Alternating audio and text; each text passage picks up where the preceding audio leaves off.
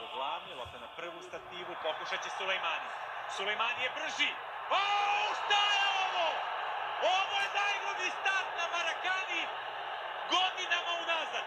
Crveni karton zaslužuje, ušao bi u gol šansu. Crveni karton, sad smo ravnopravni.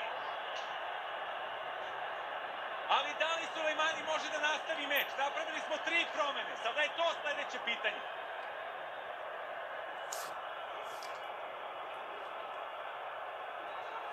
Evo te situacije, Sulejmani brži, pogibeljan, surov, drzak, bezobrazan.